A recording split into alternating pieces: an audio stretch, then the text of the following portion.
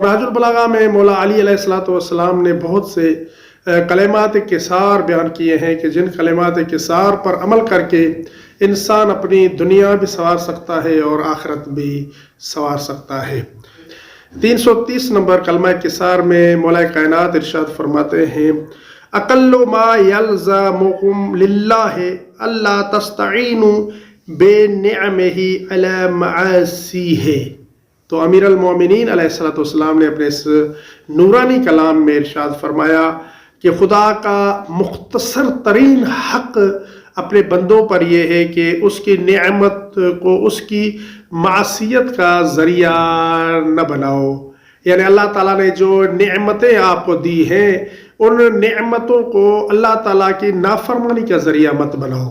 اللہ تعالیٰ نے آپ کو اتنی نعمتیں عطا کی ہیں، آپ کے جسم میں بہت سی نعمتیں ہیں، آپ کے ارد گرد میں آپ کی بہت سی نعمتیں ہیں۔ ان نعمتوں کو جو کریم رب نے آپ کو عطا کی ہیں تو مولا کائنات نے ارشاد فرمایا کہ ان نعمتوں کو اللہ تعالیٰ کی معصیت اور نافرمانی میں استعمال نہ کرو۔ لیکن عموماً دیکھا گیا ہے کہ لوگ ان نعمتوں کو اللہ تعالیٰ کی معصیت میں استعمال کرتے ہیں، ان کاموں پر صرف کرتے ہیں کہ جن کاموں سے اللہ تعالیٰ ناراض ہوتے ہیں۔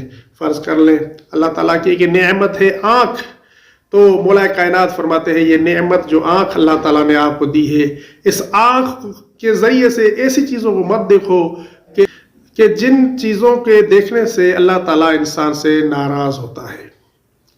اور اسی طرح ہاتھ بھی ایک نعمت ہے، اس ہاتھ کو ایسے کاموں میں صرف نہ کرو کہ جو کام معصیت الہی کا باعث ہیں، اللہ تعالیٰ کی نافرمانی کا باعث ہے۔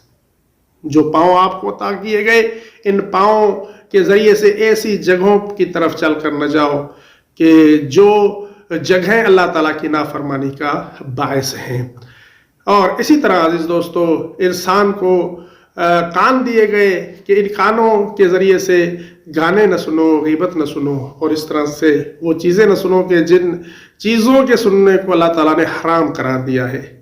مولا کائنات نے ارشاد فرمایا اقل ما یلزمکم للہ اللہ تستعینوا بنعمہ علی معاصیہ، کہ خدا کا سب سے مختصر حق یہی ہے کہ جو نعمتیں آپ کو دی گئی ہیں ان نعمتوں کو اللہ تعالیٰ کے نافرمانی والے کاموں میں صرف نہ کرو۔